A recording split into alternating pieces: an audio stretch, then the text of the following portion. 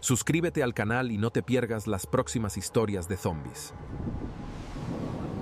Ni siquiera sé qué hora es.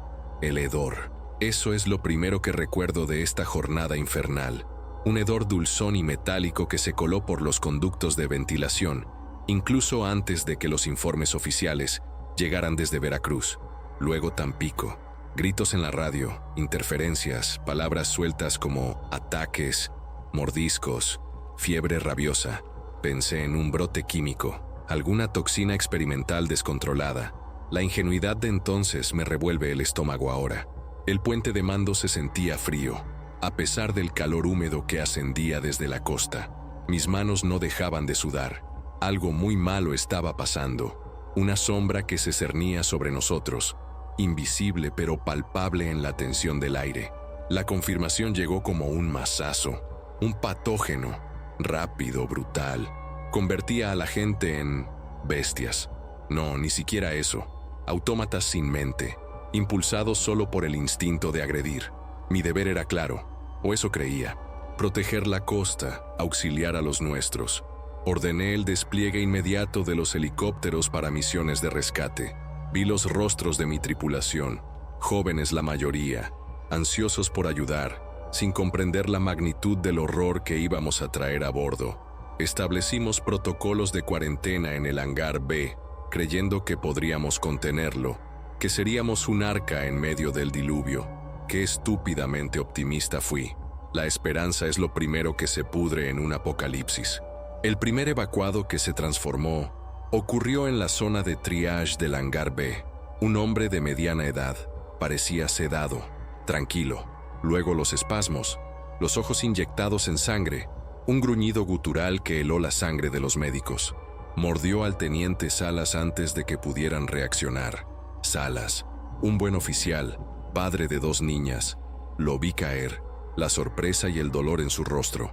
Sellamos el hangar, pero ya era tarde. El miedo, el verdadero miedo paralizante, se instaló en el Reforma, con ese primer grito inhumano. Ya no era algo lejano, en tierra firme. Estaba aquí, con nosotros, respirando nuestro aire reciclado. Lo peor fue descubrir la variabilidad del periodo de incubación. Algunos caían en minutos, otros tardaban horas.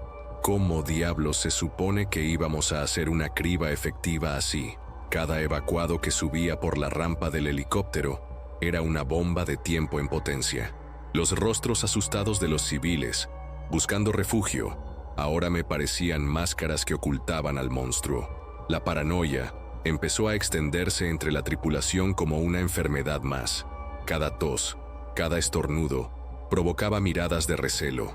El Reforma, mi nave, mi orgullo, se estaba convirtiendo en una olla a presión de terror y desconfianza. La sensación de control se me escapaba entre los dedos como arena. Luego llegó la comunicación encriptada del alto mando naval. Protocolo Blackstone. Las palabras resonaron en el puente como una sentencia de muerte. Destruir la nave si la contención fallaba. ¿Contener qué?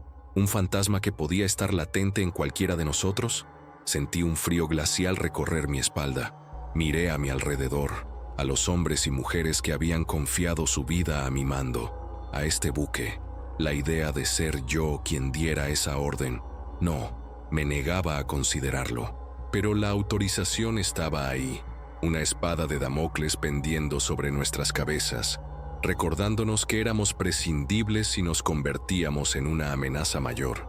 El infierno se desató de nuevo, esta vez con más furia, en el hangar A, donde habíamos reubicado a los siguientes grupos de evacuados tras el incidente con Salas. Un brote masivo. Los informes llegaban fragmentados por la radio interna. Gritos, disparos aislados, el sonido inconfundible de cuerpos golpeándose contra el metal. El sistema de cámaras mostraba una carnicería. Ya no eran solo ellos, eran nuestros compañeros, gente que conocía, transformándose, atacando. La infección se extendía como un reguero de pólvora. No había tiempo para deliberar, para buscar alternativas piadosas. Cada segundo de vacilación significaba más vidas perdidas, más riesgo para el resto del buque. La pesadilla se había materializado. Fue entonces cuando tuve que tomar la decisión más atroz de mi carrera, de mi vida. Protocolo Artemisa. El nombre sonaba casi poético, una cruel ironía para la brutalidad que implicaba: sellar herméticamente las secciones comprometidas, sacrificar a los que estaban dentro, infectados y no infectados por igual, condenarlos para salvar al resto, autorizar el uso de fuerza letal contra cualquier amenaza, sin distinción. Las palabras salieron de mi boca como si fueran de otra persona, secas, carentes de emoción, pero por dentro era un grito desgarrador. Vi la incredulidad, luego el horror resignado en los ojos de mi segundo al mando. Él sabía lo que significaba, sabía el precio. El eco de las compuertas blindadas al cerrarse resonará en mis pesadillas hasta el fin de mis días. Un sonido metálico, definitivo, sellando el destino de docenas de almas. Escuchamos los golpes, los gritos ahogados al otro lado durante unos minutos eternos. Luego, un silencio antinatural, más aterrador que cualquier ruido. Mis hombres, mis marinos, atrapados, luchando una batalla perdida o ya transformados. Tuve que dar la orden de disparar a cualquier cosa que intentara forzar las escotillas. ¿En qué me había convertido? En un verdugo. La imagen del teniente Salas, sonriendo en la última reunión de oficiales, me atormenta. Su sangre está en mis manos, junto con la de tantos otros. Las noticias del exterior eran cada vez más escasas, fragmentadas, como susurros de un mundo que se desmoronaba. Supimos del ARM Defensor, hundido por su propia tripulación tras ser completamente sobrepasado. Un acto de desesperación final, un sacrificio para evitar que se convirtiera en otro nido de horrores flotante. Luego, informes confusos sobre el Constitución, nuestro otro gran buque en el Golfo. Silencio de radio. Asumimos lo peor. Éramos uno de los últimos, si no el último bastión de la Armada en estas aguas. La soledad de esa constatación era un peso adicional sobre mis hombros ya sobrecargados. Cada decisión conllevaba ahora el destino de muchos más de los que estaban a bordo. La infección no era un problema local, claro. Los satélites aún funcionales pintaban un cuadro apocalíptico a escala global. Ciudades enteras sumidas en el caos, silencios de radio de naciones completas. El alto mando en Ciudad de México. Sus comunicados se volvieron erráticos. Luego cesaron. Estábamos solos. Completamente solos. Ya no había una cadena de mando superior a la que reportar, de la que recibir órdenes o consuelo. Solo nosotros, el Reforma y el mar infestado de muerte. La disciplina a bordo se mantenía por pura inercia y por el terror a lo que sucedería si nos desmoronábamos. Pero sentía las fisuras, el miedo carcomiendo la moral de la tripulación. En medio de la desesperación, alguien mencionó Isla Cozumel. El subteniente Ramos, un joven cartógrafo, señaló su relativa aislación, la posibilidad de establecer un perímetro defendible si lográbamos limpiar una cabeza de playa. Una aguja en un pajar, quizás, pero era la única opción que no implicaba esperar la muerte en alta mar o sucumbir al protocolo Blackstone. Aferrarse a Cozumel era aferrarse a un hilo de esperanza, por tenue que fuera. La idea prendió. Necesitábamos un objetivo, una dirección, algo que no fuera simplemente reaccionar al último horror. Decidí que arriesgaríamos lo poco que nos quedaba en ese intento. Comenzamos las evacuaciones hacia la isla con los pocos helicópteros que nos quedaban operativos, priorizando a los civiles más vulnerables y al personal esencial. Cada despegue era una apuesta. El espacio aéreo no era seguro, y la isla, los informes preliminares de los primeros equipos de reconocimiento, hablaban de hordas considerables cerca de los puntos de desembarco propuestos. Mis pilotos, exhaustos, con los ojos hundidos por la fatiga y el estrés, seguían volando. Veía a mi gente moverse como autómatas, cumpliendo sus funciones, pero el brillo en sus ojos se había extinguido. Éramos fantasmas operando una nave fantasma. El olor a combustible, sudor y antiséptico era constante. Para apoyar a las fuerzas de la Guardia Nacional que intentaban asegurar un perímetro en Cozumel, autoricé el uso de los F-35, un recurso extremo, pero la situación lo ameritaba.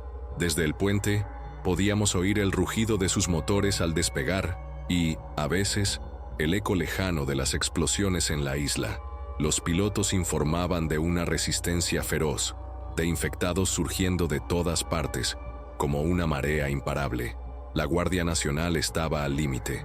Nuestros cazas eran la única razón por la que no habían sido arrollados por completo.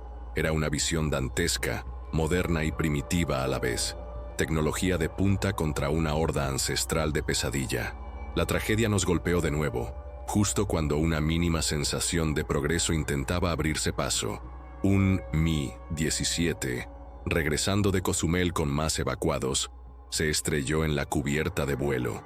Un infectado a bordo, oculto, o que se transformó en el peor momento posible.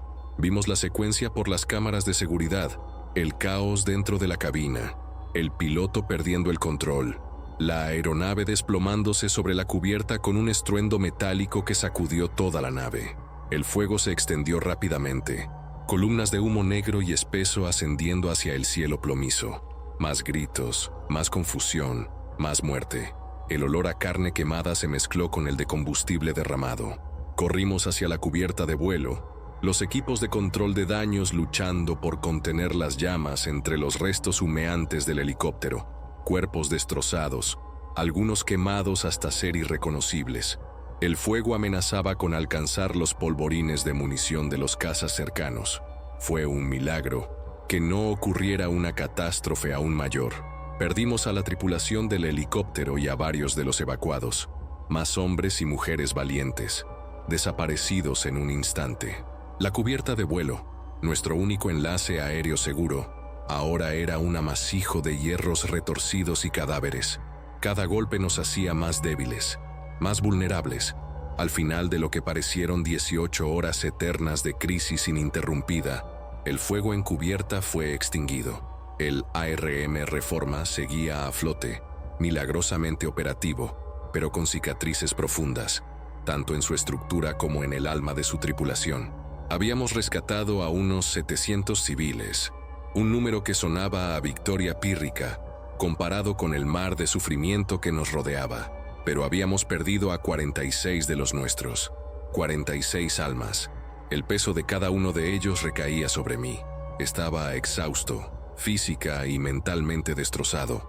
El silencio en el puente era denso, pesado, solo interrumpido por el crujido ocasional del casco. El Reforma es ahora un arca improvisada, sí, pero también una prisión flotante. Entre los 700 civiles rescatados, el pánico es un animal agazapado, listo para saltar a la menor provocación. Cada tos, cada mirada febril, despierta sospechas. Mis hombres, ya mermados y exhaustos, tienen que hacer de guardias, de enfermeros, de psicólogos improvisados, además de mantener esta mole de acero funcionando. La tensión es palpable en cada pasillo, en cada mirada cruzada. El aire huele a miedo rancio, a desinfectante y a la promesa incumplida de seguridad. ¿Cuántos de estos rescatados ya portan la semilla de la muerte en su interior, esperando el momento de brotar? Es una lotería macabra. Me he encerrado en mi camarote, pero el descanso es imposible. Cada vez que cierro los ojos, veo los rostros. Salas, los pilotos del Mi-17, los marinos que sellé en las cubiertas inferiores. Sus miradas me acusan en la oscuridad. El café ya no hace efecto. Es solo un líquido amargo que me revuelve el estómago vacío. El uniforme me pesa como una armadura de plomo. Siento el temblor en mis manos al intentar escribir esto. Un temblor que no es solo por el cansancio. Es la soledad del mando. Una soledad que ahora se ha vuelto abisal. ¿Quién vigila al vigilante? ¿Quién me dice si mis decisiones tomadas en el fragor del infierno fueron las correctas o simplemente las menos terribles? Los civiles. Dios. Los civiles. Abarrotan los hangares que no han sido sellados. Los comedores. Cualquier espacio disponible. Niños llorando en silencio, con los ojos vacíos de quien ha visto demasiado. Adultos catatónicos o al borde de la histeria. Muchos heridos, otros enfermos por dolencias comunes que ahora, sin medicinas suficientes, podrían ser fatales. Las raciones de agua y comida disminuyen a una velocidad alarmante. Intentamos imponer un orden, una distribución equitativa, pero la desesperación empuja a la gente a actos egoístas. No los culpo. El instinto de supervivencia es una bestia primitiva. Pero esto no es sostenible por mucho más tiempo. Somos una bomba de tiempo social y sanitaria. Hubo algo más hoy, algo que no encaja, que me perturba de una forma distinta al horror directo. Durante el ataque al hangar A, antes de sellarlo, uno de los oficiales en el centro de control de daños juró haber visto organización. Dijo que por un instante, solo un instante, los infectados no se movían al azar, sino que parecían coordinarse, como si una inteligencia primaria los guiara hacia los puntos débiles de la contención. Lo descarté como producto del estrés, de la histeria del momento. Pero la imagen que describió, ese breve instante de cohesión antinatural en el caos, se me ha quedado grabada. ¿Y si no son solo bestias descerebradas? Esa idea me hiela la sangre más que cualquier otra cosa. Intenté transmitir un mensaje de calma por el sistema de megafonía general hace unas horas. Palabras vacías sobre la unidad, la esperanza, el deber. Sonaban falsas incluso para mí. Vi a algunos tripulantes escuchar con la mirada perdida, a otros con un cinismo apenas disimulado. ¿Esperanza? ¿Qué esperanza nos queda cuando el mundo entero parece haberse ido al infierno en menos de un día? Un joven marinero, no tendría más de 19 años, se me acercó después, con los ojos llorosos, preguntándome si volvería a ver a su familia en Oaxaca. No supe qué decirle. La mentira se me atoró en la garganta. Solo pude ponerle una mano en el hombro, un gesto inútil. No sabemos nada sobre este patógeno, absolutamente nada. Viral, bacteriano, fúngico, algo completamente nuevo. ¿Cómo se transmite con tanta eficacia? ¿Por qué algunos incuban en minutos y otros en horas? El silencio de los canales científicos y militares es total. Estamos operando a ciegas, improvisando protocolos sobre la marcha, aprendiendo de la forma más brutal posible. Cada pérdida es una lección escrita con sangre. ¿Hay alguna lógica detrás de esto? ¿Algún origen que podamos combatir? ¿O es simplemente el fin, la naturaleza purgándose de nosotros de la forma más cruel imaginable? La ignorancia es una tortura adicional. Navegamos ahora en la oscuridad de una noche sin luna, rumbo incierto hacia Cozumel, que bien podría ser una trampa mortal en lugar de un refugio. El casco del Reforma cruje y gime con cada embate de las olas, como si se quejara de sus heridas.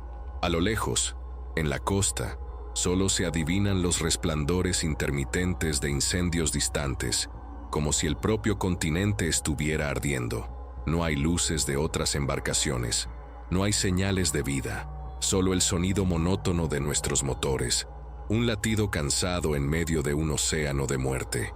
Somos una mota de polvo en la inmensidad de esta catástrofe. Termino esta entrada con un nudo en el estómago. Justo antes de encerrarme aquí, el oficial de comunicaciones, pálido como un muerto, me trajo un fragmento de una transmisión captada en una frecuencia civil, muy débil, casi ininteligible. Parecía ser de un pequeño velero, más al sur. Repetía una y otra vez una frase entrecortada por la estática y lo que sonaban como cantos. La frase era: ya no son ellos, cantan al mar, el mar los llama. Lo he descartado como la divagación de alguien enloquecido por el terror. Pero mientras escribo, con el silencio de la noche roto solo por el crujir del barco, no puedo evitar que esas palabras resuenen en mi cabeza. Cantan al mar. ¿Qué demonios significa eso? Cantan al mar. La frase da vueltas en mi cabeza como un buitre. Al principio, intenté convencerme de que era una interferencia, una mala interpretación, el delirio de algún pobre diablo aferrado a una radio mientras su mundo se desintegraba. Pero el oficial de comunicaciones, el joven Sánchez, es bueno en su trabajo, incluso ahora, con los ojos enrojecidos por el insomnio y el terror. Él insistió en la claridad de esas palabras específicas, a pesar de la estática. ¿Y los cantos? Dijo que no sonaban humanos, más bien como un lamento profundo, gutural, casi resonante, una vibración. Me estremezco solo de escribirlo. ¿Qué nueva capa de pesadilla es esta? He ordenado que se intensifique la vigilancia auditiva cerca de las secciones selladas, especialmente las que dan al casco exterior. ¿Es posible? ¿Podrían los infectados estar emitiendo algún tipo de sonido coordinado. Los guardias apostados allí no han informado nada inusual, solo los habituales golpes esporádicos y algún quejido ahogado que ya se han vuelto parte del ruido de fondo de esta maldita nave. Pero ahora escucho diferente.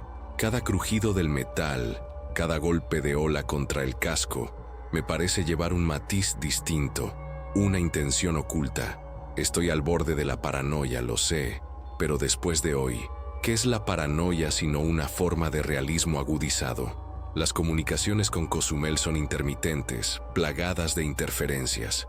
Los últimos informes de nuestros equipos en tierra hablan de una calma extraña que ha caído sobre ciertas zonas de la isla que antes bullían de infectados.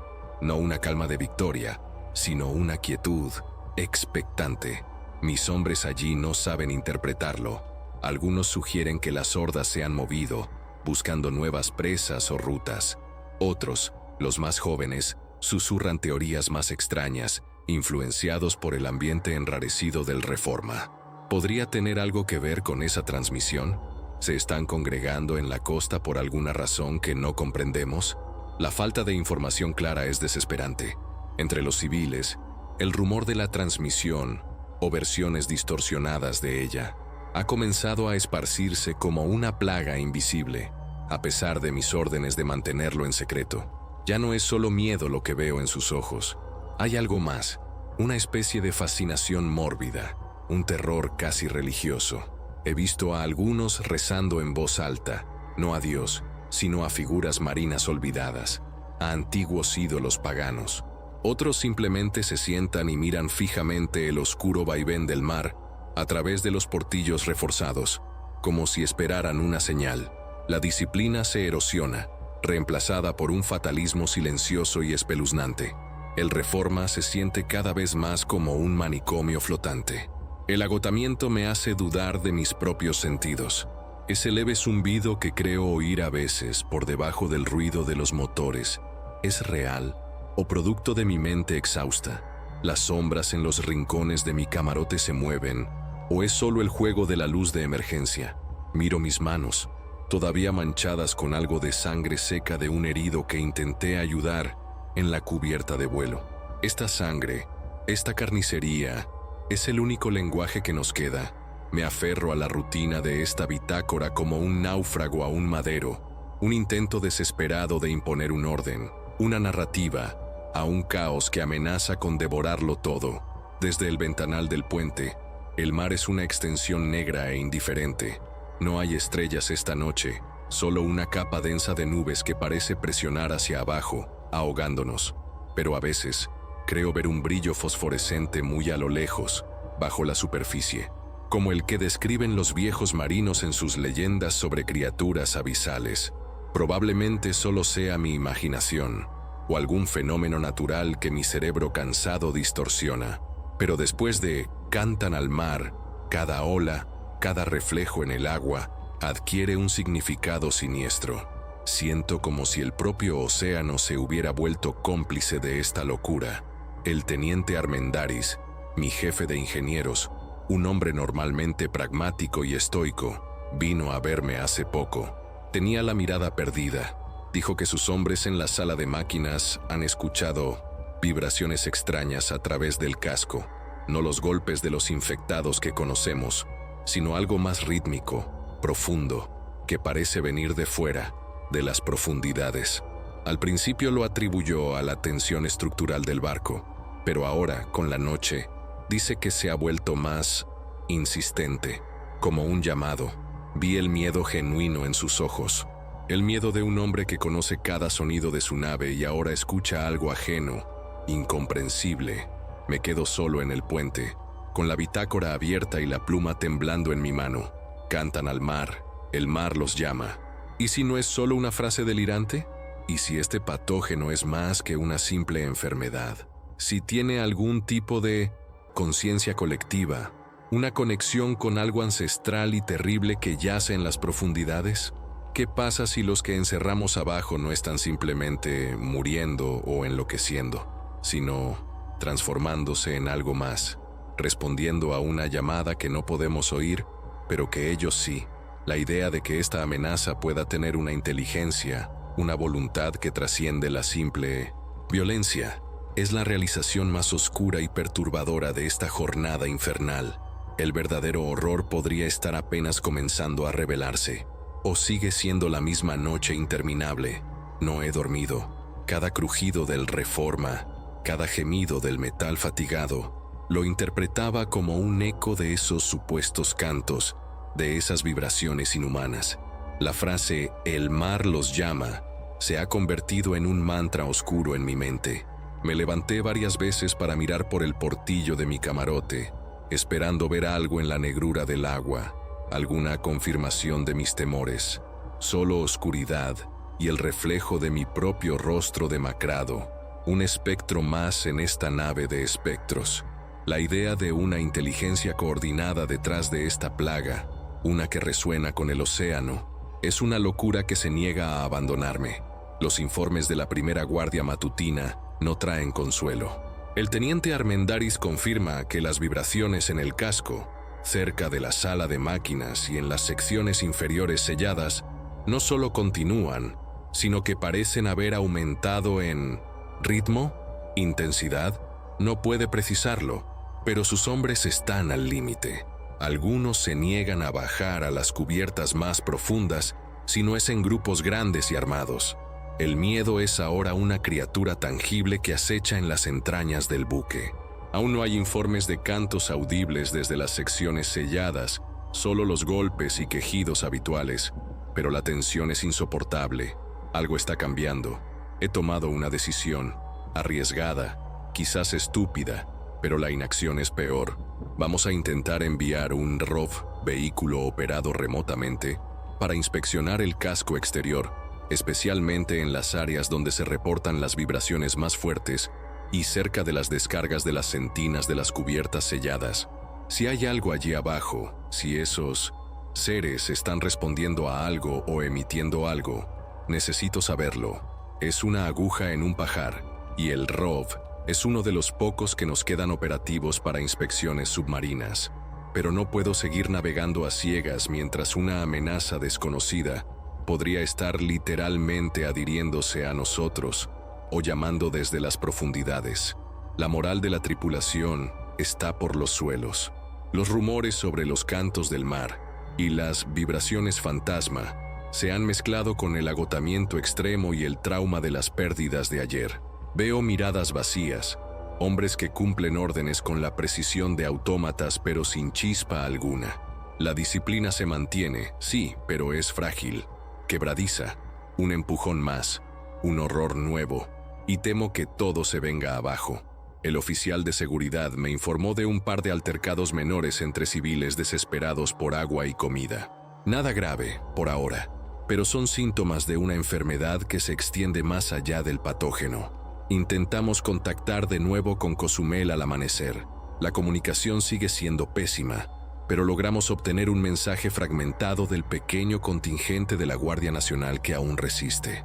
Hablan de un retroceso de los infectados de las líneas costeras inmediatas, pero también de una actividad inusual mar adentro, justo más allá del arrecife. Destellos, movimientos bajo el agua que no pueden identificar. No mencionaron cantos, pero la descripción de esa actividad inusual me provocó un escalofrío. ¿Se están agrupando allí, esperando? ¿O algo peor está emergiendo de las profundidades para unirse a ellos? Entre los civiles a bordo, la atmósfera es cada vez más extraña. Esa especie de fatalismo resignado se mezcla con brotes de histeria y comportamientos erráticos.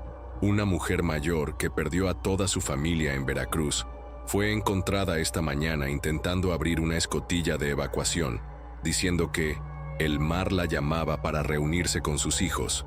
Tuvimos que sedarla. Otros forman pequeños grupos de oración, pero sus cánticos son cada vez más discordantes, casi imitando esos supuestos lamentos que Sánchez escuchó por la radio. ¿Es sugestión masiva o algo más siniestro está calando en sus mentes vulnerables? Hice un recuento rápido de nuestros recursos vitales con el segundo al mando. Combustible, crítico. Agua potable, racionada al extremo. No durará más de unos días para esta cantidad de gente. Munición.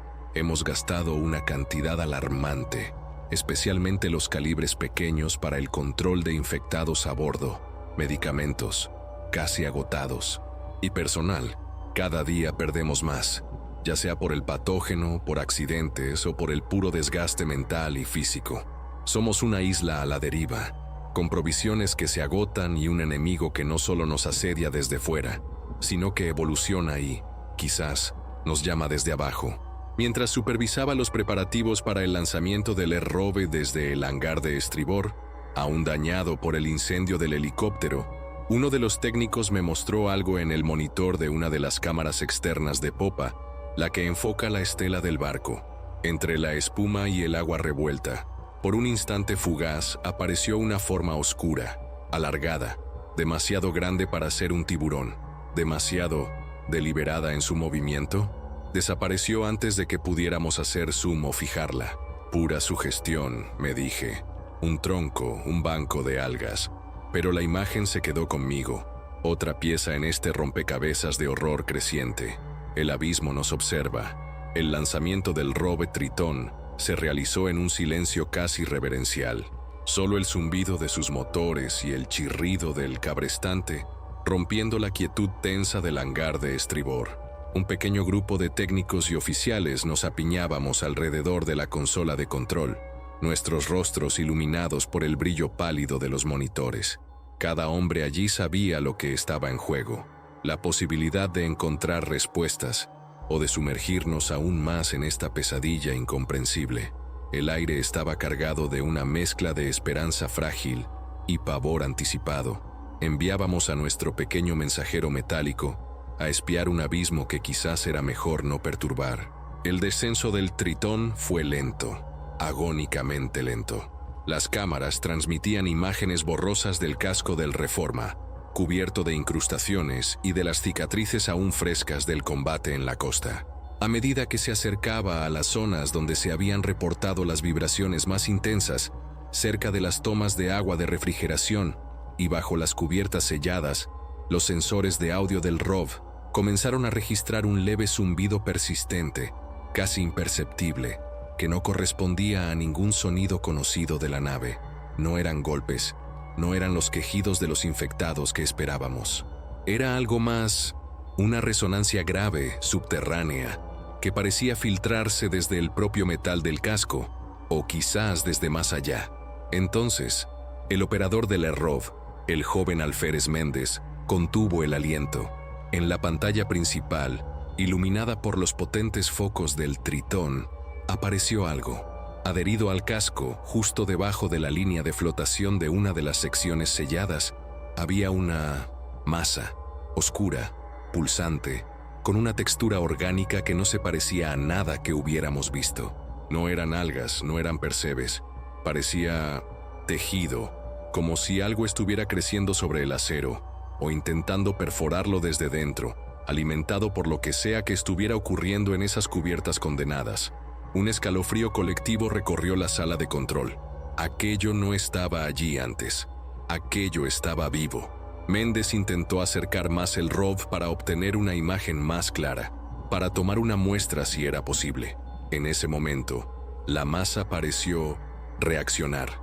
Se contrajo ligeramente, y el zumbido que captaban los hidrófonos del Tritón aumentó en intensidad, volviéndose un gruñido sordo y amenazante. Las luces del ROV parpadearon. De repente, de la oscuridad circundante, varias formas alargadas y pálidas se lanzaron hacia el pequeño vehículo. No eran peces, eran, no sé cómo describirlos, apéndices, tentáculos finos y correosos, que emergieron de la nada y se enredaron en los propulsores y el brazo manipulador del Tritón. La imagen de la cámara se volvió un caos de movimientos erráticos y oscuridad. Gritos ahogados en la sala de control. «¡Lo están atacando!», gritó Méndez, luchando con los controles. Intentó una maniobra evasiva, pero los apéndices se aferraban con una fuerza sorprendente. Por un instante, a través de un claro en la maraña, la cámara enfocó algo que nos heló la sangre en las venas. Un rostro, o lo que parecía un rostro humano, pálido, hinchado, con los ojos vacíos y luminiscentes. emergiendo de la masa adherida al casco, y su boca estaba abierta como en un grito silencioso o un canto.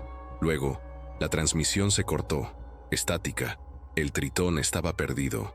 Silencio total en la consola, roto solo por nuestra respiración agitada. Perdimos el ROV, pero lo que vimos confirma mis peores temores y los lleva a un nivel de horror que ni siquiera había contemplado. No solo están los infectados en tierra, no solo los que tenemos a bordo. Hay algo en el agua, algo que se coordina con ellos, que los transforma, que se adhiere a nuestra nave como un parásito monstruoso. Esos cantos no eran una alucinación, eran reales, y esas cosas, esos apéndices, esos rostros en el casco, son los tripulantes que sellamos, transformados por el patógeno y el mar en algo nuevo, algo abominable. La idea es tan repulsiva que me cuesta respirar. ¿El plan de Cozumel sigue siendo una opción? Si el mar mismo se ha convertido en un enemigo, si estas criaturas pueden venir desde las profundidades, ¿qué seguridad nos ofrece una isla? Podríamos estar navegando directamente hacia una trampa aún mayor. La Guardia Nacional en la isla habló de actividad inusual mar adentro. ¿Se referían a esto? Están estas cosas rodeando Cozumel, esperando. La sensación de estar atrapados, de que no hay escapatoria posible, es abrumadora. Cada ruta de escape parece conducir a una nueva forma de horror. Mis hombres me miran, esperando órdenes, esperando que tenga un plan, pero por primera vez no sé qué decirles. La pérdida del Tritón es un golpe menor comparado con la revelación que trajo consigo. El abismo nos ha devuelto la mirada, y lo que hemos visto es indescriptible. La fatiga, el miedo, la desesperación, todo se magnifica. Siento el peso de 700 almas civiles y de lo que queda de mi tripulación sobre mis hombros, y ahora ese peso amenaza con aplastarme. Las vibraciones en el casco ya no son un misterio, son el latido de una bestia que se aferra a nosotros, que nos arrastra hacia abajo. ¿Cómo luchas contra un enemigo que se fusiona con el océano, que convierte a tus muertos en sus heraldos? Esta noche, el mar no es un camino, es una tumba abierta. El silencio en la sala de control tras la pérdida del Tritón fue denso, sofocante. Nadie se movió, nadie habló durante lo que pareció una eternidad. Solo se oía el zumbido de los equipos y el eco de nuestras propias respiraciones entrecortadas. Vi el terror puro en los ojos del joven Méndez, la incredulidad en los rostros de mis oficiales más veteranos.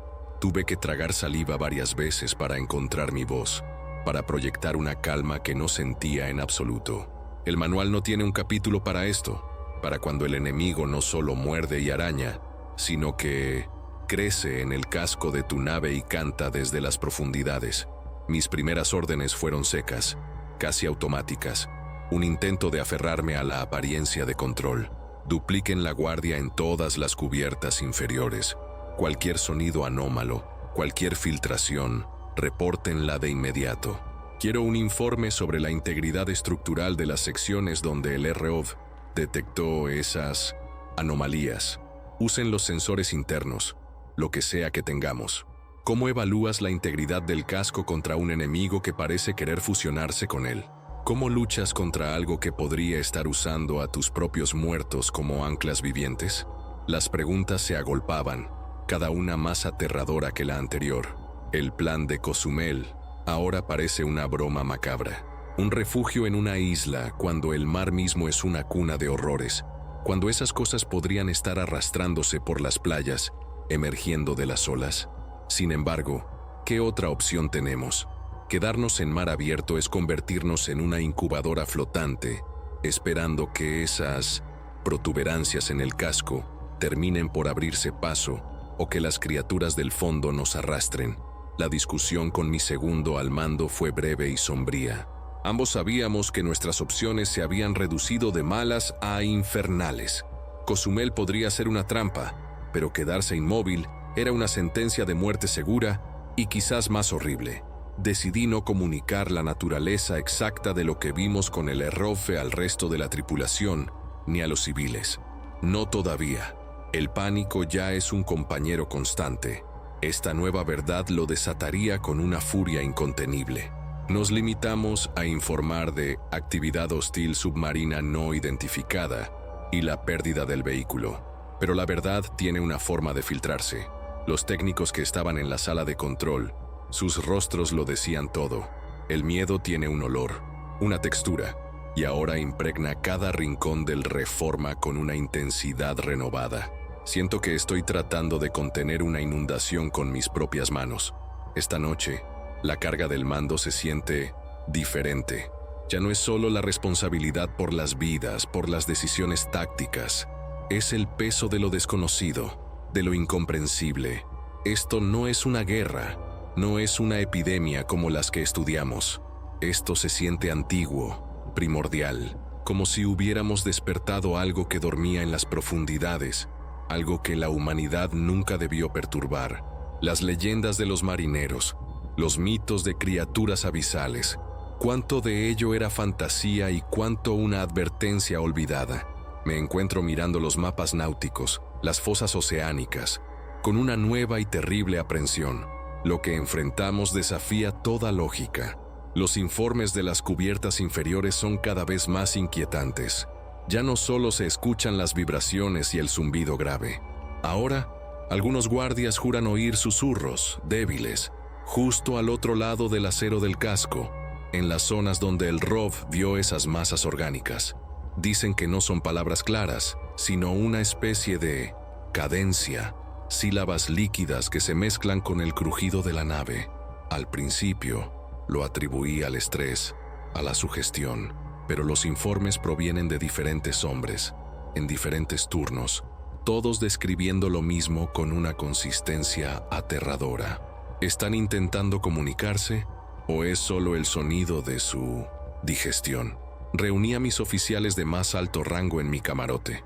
La tensión era tal que se podía cortar con un cuchillo. Les expuse la cruda realidad de lo que el ROV había mostrado, sin adornos. Silencio. Luego preguntas desesperadas para las que no tenía respuesta. El jefe de ingenieros, Armendáriz, un hombre de ciencia, estaba pálido. Murmuró algo sobre simbiosis parasitarias extremas, sobre la posibilidad de que el patógeno interactuara con organismos marinos desconocidos, creando estas abominaciones. Pero eran solo teorías, intentos de racionalizar lo irracional. No hay protocolo para esto, no hay precedente. Estamos navegando en aguas completamente inexploradas del horror. Mientras la noche avanza, me encuentro en el puente, observando el mar negro como la tinta. Las luces de emergencia del Reforma proyectan un círculo irrisorio de claridad en una inmensidad devoradora. El viento trae consigo un olor salobre más intenso de lo habitual, o quizás solo lo imagino. Ya no luchamos solo por la supervivencia contra los infectados que conocíamos. Ahora parece que el propio océano, el origen de la vida, se ha vuelto contra nosotros, pariendo monstruos que desafían la razón. Y nosotros estamos aquí, en esta cáscara de metal, con el enemigo afuera y el enemigo adentro. Y abajo acecha algo que canta, crece y espera. La batalla por el Reforma ha entrado en una nueva y aterradora dimensión. Pasé las siguientes horas con Armendáriz y el jefe de armas, el teniente Ortiz, un hombre curtido en mares menos metafísicos. ¿Podríamos atacar esas adherencias? Cargas de profundidad a baja potencia cerca del casco, demasiado arriesgado. Podríamos dañar nuestra propia nave más que a esas cosas, o peor, enfurecerlas y provocar un ataque coordinado. ¿Intentar rasparlas? No teníamos herramientas para eso a esta escala, y enviar buzos era una sentencia de muerte segura y grotesca. Por ahora, la única solución era reforzar la vigilancia interna en las secciones afectadas, soldar placas adicionales donde el casco pareciera más delgado y rezar para que el acero aguantara. Una solución patética contra un horror de esta magnitud. El primer oficial me informó esta mañana de varios incidentes preocupantes. El joven Méndez, el operador del ROV, tuvo un colapso nervioso. Lo encontraron en su litera gritando sobre ojos en la oscuridad y garras frías. Está sedado en la enfermería, que ya parece más un manicomio que un hospital. Otros 2 marineros se negaron a cumplir sus turnos en las cubiertas inferiores, alegando que los susurros del casco les estaban llamando por su nombre. Tuve que hablar con ellos, ser duro, recordarles su deber, pero vi el terror genuino en sus ojos. ¿Cómo lideras a hombres que están siendo acosados por horrores que ni siquiera yo puedo comprender o nombrar? Las noticias de Cozumel, o la falta de ellas, son otro clavo en nuestro ataúd. Las últimas comunicaciones fragmentadas de la Guardia Nacional hablaban de que la actividad submarina se estaba acercando a la costa. Describieron grandes sombras moviéndose bajo la superficie, justo más allá de la barrera de coral, y un sonido rítmico, como un tamborileo profundo, que parecía emanar del agua durante la noche. Luego, silencio. Hemos intentado contactarlos por todos los canales durante horas. Nada. Me temo que la cabeza de playa, nuestra única y tenue esperanza de un refugio en tierra, podría haber caído ya, no solo ante los infectados terrestres, sino ante esta nueva amenaza que surge del océano. Las masas orgánicas en el casco. Armendáriz ha estado usando los pocos sensores de ultrasonido que nos quedan para intentar mapear su extensión sin arriesgar otro error. Su informe preliminar es aterrador. Están creciendo. Lenta pero inexorablemente, se extienden por el casco inferior, concentrándose alrededor de las tomas de mar y las hélices, como si intentaran paralizar la nave o encontrar un punto de entrada. El zumbido y las vibraciones se han vuelto más pronunciados en esas áreas. El Reforma ya no se siente como nuestro refugio, se siente como un cuerpo invadido por un cáncer monstruoso y alienígena que lo consume desde fuera. Nuestros recursos se agotan a una velocidad aterradora. El combustible es la mayor preocupación. A este ritmo, con las maniobras evasivas que tuvimos que hacer y la tensión constante en los motores, nos quedan pocos días de autonomía. El agua escasea y la comida se raciona a niveles de subsistencia. Pero lo que más me preocupa es el desgaste de la cordura. El miedo constante, el horror inimaginable, la falta de sueño, están destrozando a mi gente. Incluso los oficiales más fuertes muestran signos de agotamiento extremo. El Reforma no es solo una nave herida. Su alma, su tripulación, está sangrando. Esta madrugada, el horror golpeó de forma más directa. Un fuerte impacto sacudió el barco, justo en la sección de popa donde las vibraciones eran más intensas. Las alarmas de brecha sonaron inmediatamente. Corrimos hacia allí. No era una brecha importante, pero una de las placas de acero del casco estaba visiblemente abollada hacia adentro, y de las grietas resumaba una sustancia oscura y aceitosa, con un olor nauseabundo, como a pescado podrido y amoníaco. Los hombres que estaban de guardia en esa sección juraron haber visto algo grande y oscuro chocar contra el casco justo antes del impacto, algo con múltiples extremidades. Logramos sellar la filtración, pero el mensaje era claro. Estaban probando nuestras defensas. Estaban buscando entrar. Me encuentro cada vez más aislado, incluso rodeado de mi tripulación.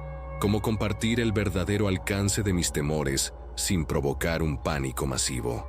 ¿Cómo tomar decisiones cuando cada opción parece peor que la anterior? A veces, en el silencio de mi camarote, me pregunto si yo también estoy perdiendo el juicio, si el estrés y el horror están distorsionando mi percepción. Releo mis propias anotaciones en esta bitácora buscando alguna lógica, alguna pauta, pero solo encuentro una espiral descendente hacia la locura y la desesperación. El peso de cada vida a bordo, de cada decisión, es una tortura constante. Tenemos que movernos. Quedarnos aquí es esperar a que nos abran el casco como una lata, o a que esas cosas nos arrastren a las profundidades. Cozumel parece una trampa mortal, pero ¿hacia dónde ir? ¿Hay algún puerto seguro en este mundo enloquecido? ¿Algún lugar que no haya sido tocado por esta plaga terrestre y ahora, aparentemente marina? He ordenado a Armendáriz que prepare los motores para una arrancada de emergencia. Vamos a dirigirnos hacia el norte, hacia aguas más profundas, lejos de la costa, con la vana esperanza de que estas criaturas estén ligadas a zonas costeras o a la plataforma continental. Es una apuesta desesperada. basada más en el instinto que en la lógica. Pero es lo único que se me ocurre antes de que el Reforma se convierta en nuestra tumba flotante. Entendido. Continuo com os próximos 8 parágrafos, narrando a perigosa jornada do ARM Reforma rumo ao norte, para águas mais profundas, e os novos horrores e incertezas que essa decisão acarreta. Bitácora del Capitán, en el vientre del océano, continuación. El Reforma viró pesadamente hacia el norte, dejando atrás la sombra de Cozumel y la costa infestada. Un silencio tenso se apoderó del puente mientras la proa cortaba las aguas oscuras, adentrándonos en el golfo profundo. No hubo vítores, ni suspiros de alivio, solo la mirada sombría de la tripulación, una mezcla de miedo resignado y la chispa casi extinta de quien se aferra a la última y más improbable de las esperanzas. ¿Escapábamos de una trampa para caer en otra peor? Nadie lo sabía, pero la inacción era una muerte lenta y segura. Al menos ahora nos movíamos, aunque fuera hacia un destino desconocido y potencialmente más aterrador. Las primeras horas de navegación hacia aguas abiertas no trajeron cambios significativos en el asedio silencioso que sufríamos. Las vibraciones en el casco persistían, ese zumbido grave y constante que se había convertido en la banda sonora de nuestra pesadilla.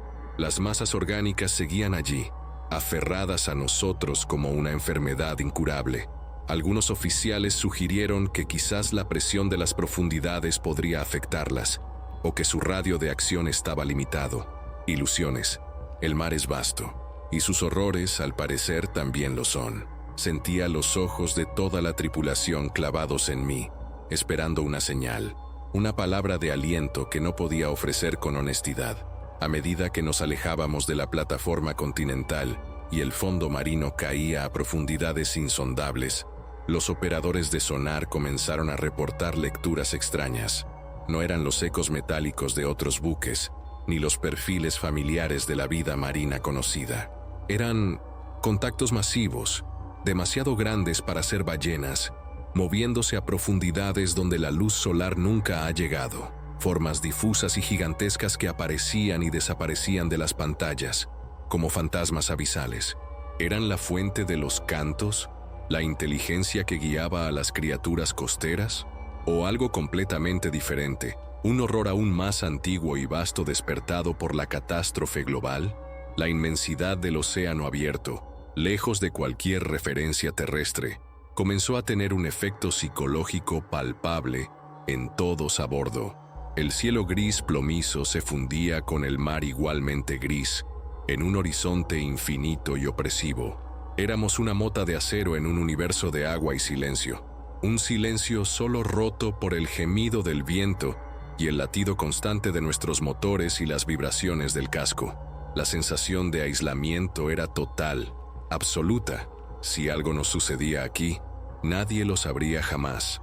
Estábamos solos con nuestros demonios, tanto los internos como los que se aferraban a nuestra nave o acechaban bajo ella. Entonces tuvimos un encuentro, no un ataque directo, no todavía, pero sí una visión que confirmó que el peligro no se limitaba a las aguas costeras. En una mañana brumosa, con la visibilidad reducida, algo emergió brevemente a estribor, a no más de 200 metros.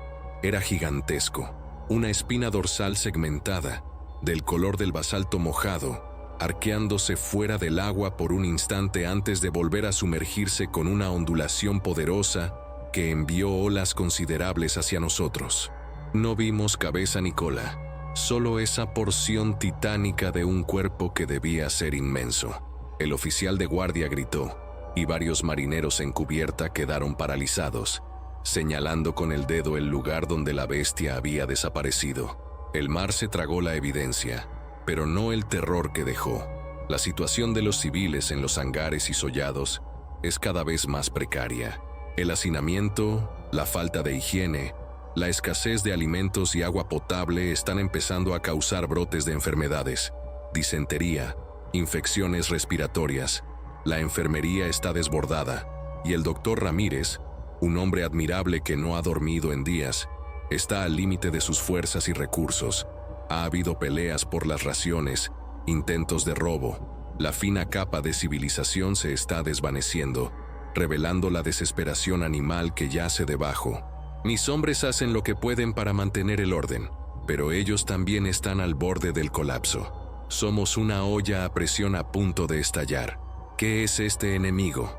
Un castigo divino, una mutación biológica descontrolada, una invasión de seres de otro mundo o de las profundidades olvidadas de este. Cada teoría parece tan plausible o tan descabellada como la anterior. Si hay una inteligencia detrás de esto, ¿cuál es su propósito? ¿La erradicación de la humanidad? ¿Una transformación forzada? ¿Los cantos? ¿Las masas orgánicas? ¿Las criaturas abisales? Todo apunta a algo más complejo y siniestro que una simple horda de infectados descerebrados. Enfrentamos algo que desafía nuestra comprensión del mundo, de la vida misma, y esa incomprensión es, quizás, el arma más poderosa del enemigo. Justo cuando la desesperanza amenazaba con consumirme por completo, recibimos una señal, débil, intermitente, pero inconfundiblemente humana.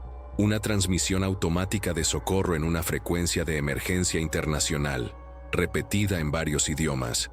No daba una posición clara, solo coordenadas muy generales que la situaban increíblemente lejos, al otro lado del Atlántico. Pero mencionaba un nombre, Punto Nemo, el polo de inaccesibilidad oceánica, y una frase que se repetía, refugio seguro, protocolo éxodo activo. ¿Una trampa? ¿Delirios de otra alma perdida? ¿O podría ser una última y remota posibilidad, una luz al final de este túnel infernal? La decisión de investigar esa señal podría ser nuestra salvación o nuestra perdición definitiva. Entendido. Aqui estão os últimos 8 parágrafos, totalizando 80, que exploram a reação à distante e incerta mensagem de Punto Nemo, e concluem este angustiante relato do diário do Capitão Herrera, deixando seu destino e o da tripulação em aberto, conforme solicitado. Bitácora del Capitán, el eco de Punto Nemo, continuación, la transmisión de Punto Nemo. ¿Un espejismo auditivo en medio del océano de la desesperación? Mostré la grabación a mis oficiales más cercanos. El escepticismo inicial era palpable. Punto Nemo, el lugar más aislado del planeta, un cementerio de satélites. ¿Quién establecería un refugio allí? ¿Y cómo? Pero la señal, aunque débil y plagada de estática, tenía una cadencia, una estructura que no parecía aleatoria. Protocolo Éxodo. Sonaba oficial, desesperado, pero organizado. Podría ser una iniciativa militar secreta, un último bastión de la civilización en el lugar más improbable. La alternativa era vagar sin rumbo hasta que el combustible se agotara o las criaturas del abismo nos reclamaran. Calcular la viabilidad de alcanzar Punto Nemo fue un ejercicio de realismo brutal. Estamos en el Golfo de México.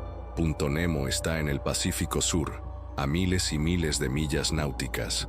Con nuestro combustible actual, con la nave dañada y esas cosas adheridas al casco creando una resistencia adicional, sería un milagro llegar a la mitad del camino. Necesitaríamos reabastecernos.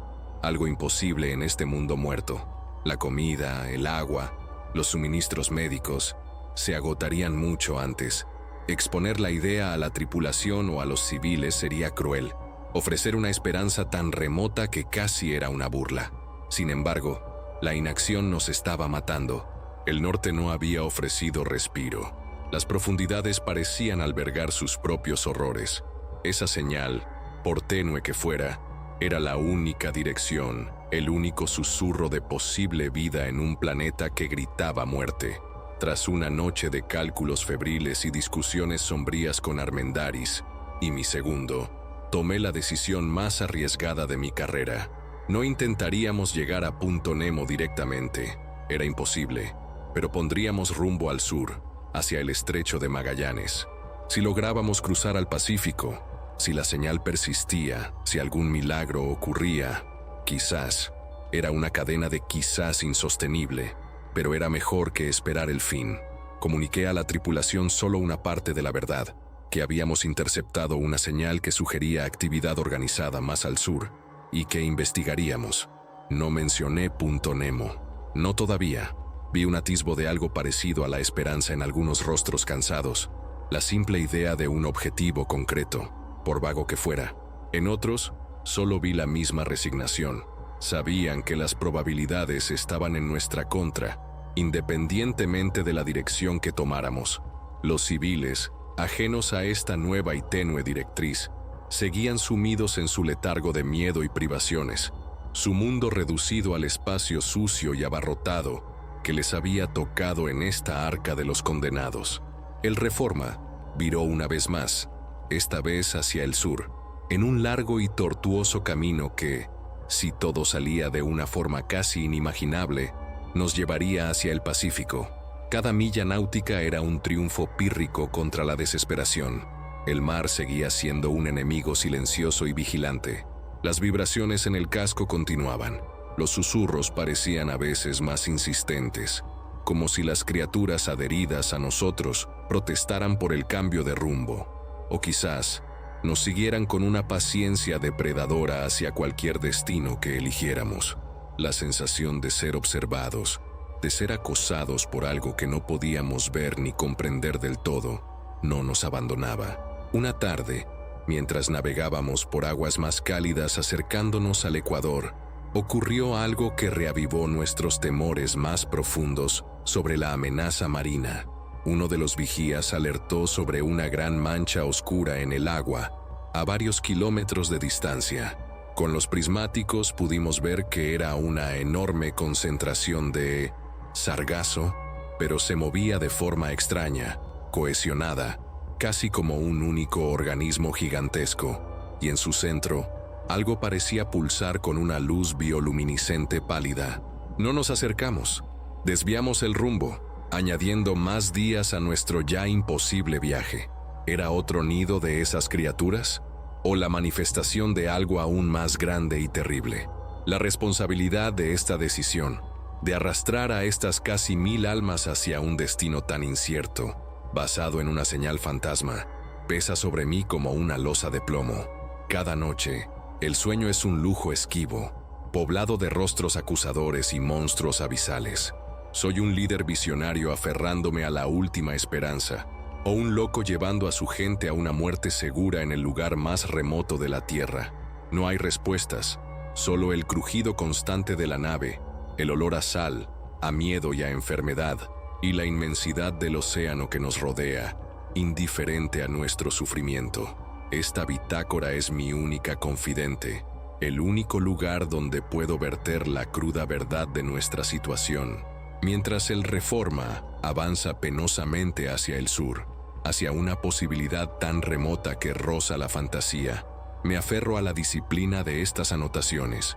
Quizás alguien las encuentre algún día, entre los restos de un mundo perdido, y sepa que luchamos hasta el final, que no nos rendimos. Pero esta noche, mientras miro las estrellas desconocidas de un nuevo hemisferio a través del portillo del puente, una pregunta me atormenta más que ninguna otra. ¿Estamos navegando hacia un refugio? ¿O simplemente estamos eligiendo el lugar más solitario del planeta para morir? El mar guarda silencio, y Punto Nemo espera, sea lo que sea.